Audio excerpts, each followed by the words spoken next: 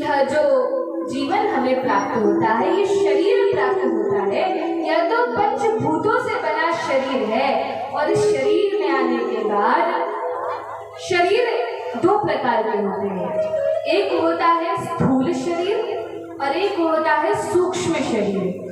स्थूल शरीर होता है जो अग्नि, आकाश, पृथ्वी, जल, वायु आदि से पंच भौतिक वस्तुओं से जो शरीर बनता है, यह स्थूल शरीर होता है। दूसरे प्रकार का शरीर होता है सूक्ष्म शरीर, जिसमें मन, बुद्धि और अहंकार, मिथ्या अहंकार होता है।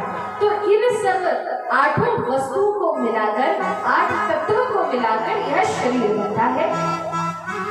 तो मन, बुद्धि, अहंकार ये भीतर होते हैं और अग्नि, जल, वायु, आकाश, पृथ्वी ये ऊपर होते हैं। तो भरत जी ने समझाया कि ये शरीर में आने के बाद हम झूठा ही घमंड करते हैं कि मैं ब्राह्मण हूँ या मैं क्षत्रिय हूँ, मैं वैश्य हूँ, मैं पुरुष हूँ, मैं स्त्री हूँ। ये सभी मिथ्या अहंकार है और झूठा स्वभाव है। ये हमारी वास्तविक स्थिति नहीं है। जब कहा कि हम कौन हैं, तो हम कोई साधारण शरीर नहीं है। ये शरीर तो जल जाएगा, लेकिन आत्मा तो दूसरे स्थान पर चली जाएगी। हम कहते हैं ये मेरा हाथ है, ये मेरी आंख है, ये मेरा सिर है, लेकिन हम ये नहीं है। हम कौन है?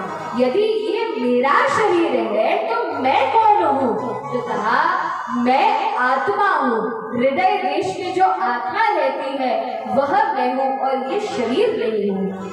आत्मा अलग अलग शरीरों में जाती है। आत्मा का जन्म और मृत्यु नहीं होती, जन्म मृत्यु तो शरीर का होता है। आत्मा तो अजर अमर है, नित्य सनातन है। अब जब इस प्रकार की बड़ी बड़ी बातें रघुगण महाराज ने सुनी तो वे तो चकरा गए। अच्छा, अब ये रघुगण महाराज जा कहाँ रहे थे?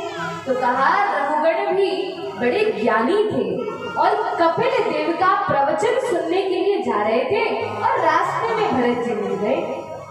अब जैसे ही बड़ी बड़ी बातें सुनी ज्ञान की, समझ गए कि कोई साधारण व्यक्ति तो नहीं है, कोई साधारण व्यक्ति इस प्रकार की बातें नहीं कर सकता। तुरंत चरणों में गिर गए और हाथ जोड़कर कहा, सच सच बताइए आप कौन है? आप कोई साधारण व्यक्ति नहीं है। भरत जी ने कहा, देखो रघुगण महाराज, मैं वही भरत हूँ जिसके नाम पर यह भारतवर्ष पड़ा है। और फिर पूरी कथा सुना दी कि पहले तुम एक हिरण थे, मैं राजा था, और किस किस प्रकार से मोह हुआ और अलग अलग योनियों में जाना पड़ा।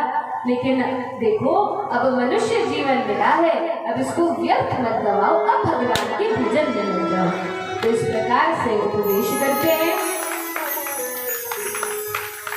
यह जीवन जो हमें प्राप्त हुआ है, यह जीवन जो प्राप्त होता है, यह इसलिए है कि इसमें हम मेहनत करें, परिश्रम करें।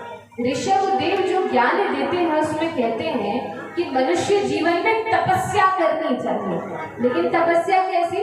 घर का काम करना, खेत का काम संभालना, नौकरी चाकरी करना, क्या ये तपस्या है? तो क्या ये तपस्या नहीं है? भौतिक जगत में बहुत अधिक श्रम करना, गधे के समान दिन रात लगे रहना, ये शास्त्रों में वर्णित नहीं है। इसका अर्थ ये नहीं है कि हम काम ना करें या मेहनत ना करें। मेहनत तो करना ही पड़ेगा, इस संसार में है। लेकिन तपस्या का अर्थ है कि भगवान की प्रसन्नता के लिए और भगवान को प्राप्त करने के लिए कुछ परिश्रम करें। मन नहीं लगता तो भी माला लेकर बैठे और मुख से इतनी जोर से नाम करें कि कम से कम हमारे कानों तक तो ठीक से आवाज पहुंचे। लोग मन ही मन जाप करते हैं। हाँ, यह भी विधान है कि वेदों के जो मंत्र होते हैं उन्हें जोर से नहीं बोला जाता, उन्हें मन ही मन में स्मरण किया जाता है। लेकिन यह जो हरे कृष्ण महामंत्र है, यह वैदिक भी है, पौराणिक भी है, लेकिन भगवान ने विशेष वरदान दिया है। श्री चैतन्य महाप्रभु ने स्पष्ट किया है शास्त्रों की वाणी को बताकर कि हरे कृष्ण महामंत्र का जोर जोर से उच्चारण करके लिया जाना चाहिए। इतनी जोर से बोलना चाहिए कि हमारे कानों तक आवाज पहुंचे और ध्यान लगे। इसके लिए क्या करना चाहिए? तो कहा बोलना चाहिए हरे कृष्ण और कानों से ध्यानपूर्वक सुनना चाहिए। यही ध्यान की विधि है। यदि मुख से कहकर कानों से सुनेंगे तो अवश्य ही मन लगेगा, ध्यान लगेगा और इस प्रकार से हम ठीक से भगवान का भजन कर पाएंगे।